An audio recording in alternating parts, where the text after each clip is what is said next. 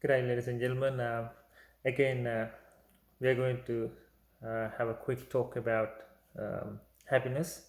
So, how we get happy, how we get happy. So, let's take another quick example. Let's say there is a couple. They just got married and they rented a little two-bedroom apartment. So they are happily living there, and they have one room for them. And if their mom or somebody visited a friend, they have another room for that the visitor. So even though they get a little baby, they got another room for them for the little one. So everything's going well. So they're happy. So then what happens is one of their friends visited them, and then that friend planted a little seed in their mind that, hey, this is too small house. You both are working, so why don't you go for another big house so you can afford it. So just I got one of my friends then who's a loan broker, and then he'll help you to get the loan approved. So why don't you build a big house? Why don't you think about it? And then he just put that little seed there, and then he let's say next day, then he went home. And from that particular moment onwards, that little plant is growing. So now this couple is thinking, yeah, that's right. So then this is too small. Then my all of my friends, my relatives, everybody has the big houses. So why don't we think about it? So now that seeds little by little growing. So now what happened really was their mentalities were in equanimity, and that friend came to their house, and because of his idea, now those mentalities being unbalanced. Now what happens is now the story begins. So then from that very moment onwards, their mentality was unbalanced. Now they are working on that. What they are going to do is to close that gap. So they think about it, so they speak about it, they act on it. So what do they do? So probably in next weekend they may go to see have a look at the display houses and see what they are, then talk to their builders, and they get the prices and the quotations and everything. So when they see those display houses, that gap becomes larger because they see lots of things and they get attracted to all of those things. So then the gap's going to be bigger and bigger and bigger. So then what happens is now they're visiting all over, many display villages, and then many houses, many builders, talk to brokers. Then they're trying to get everything organized. Then and the other way, they're doing their mathematics to see how much they can afford, and how much they earn, and how much they have to save, and all of these things. They're working on it with the mentality of that closing that gap. How they're going to close the gap? They need a house. So now the gap is open. Once they have the house, gap is closed, so they think they are happy. But anyhow, so they select a builder, and they go there and then sign the contract, and then go for those inspection things and signing the contracts, the deposits.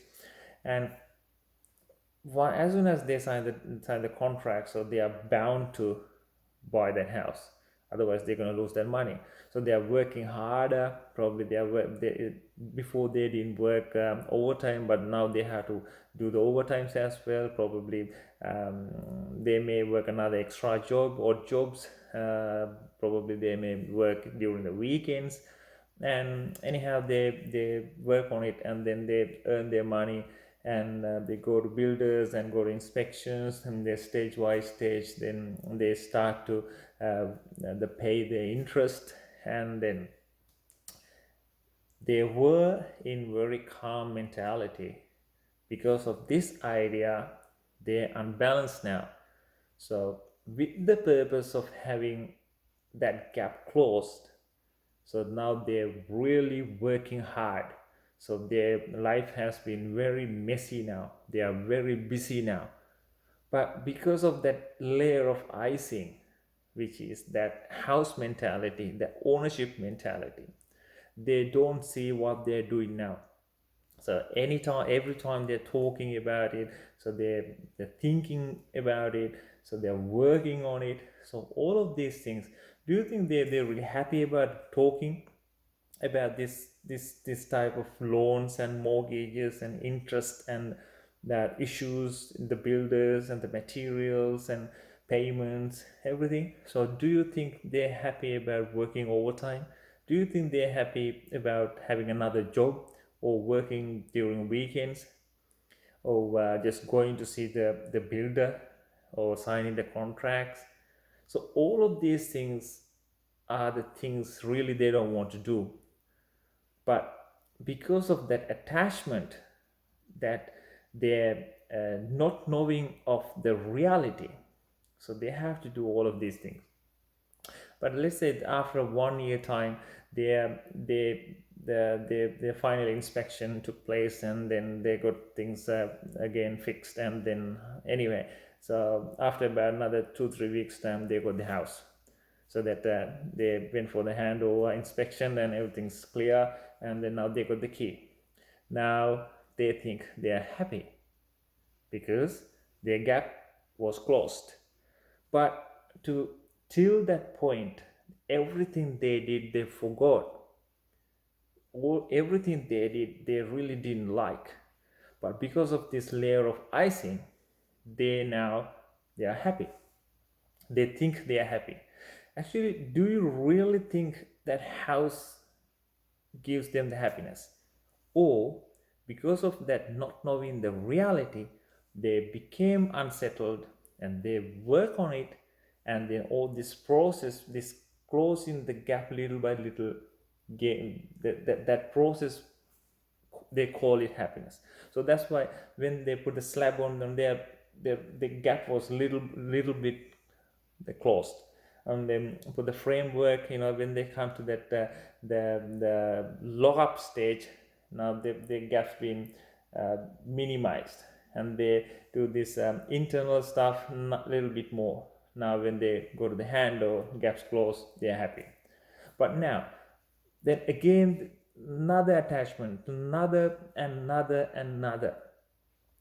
Probably they may think, we will get this furniture, that furniture, we need that color, we want to get this backyard like this, they're going to get the front yard like this, so we need a car like this to suit this house.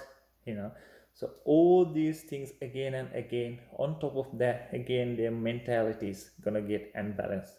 Again they're going to work on it, work on it, they have to do all of these things hard, they have to go through all these hardships. But because of this layer of icing, they don't see it. So this closing that gap, they call happiness.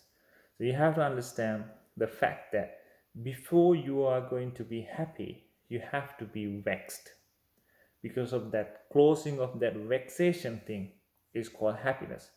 Let's put that into any context. Probably they may say, oh yeah, that's a life. Yeah, of course, that is a life. But do you really want to do all of these hardships in your life?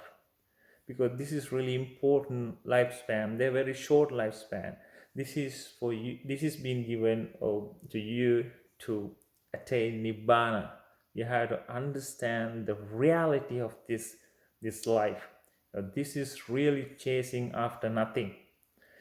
If because this is not going to be ending. So like you got the house, and again there are many requirements come up. You need this much of this type of furniture, this quality furniture, this many furniture, and this there are lots of things. Again you work on it. So let's say you got all these furnitures, you bought it and now settled. So you think that's it? Now there are another things. So likewise this going on and on and on. So until the day you figure out this is really nonsense, this is really not a thing we needed. Because earlier they were living in a very peaceful peaceful situation. They gotta, of course they need a house, we need a house. There are real necessities, but achieving those, obtaining those necessities is not a problem.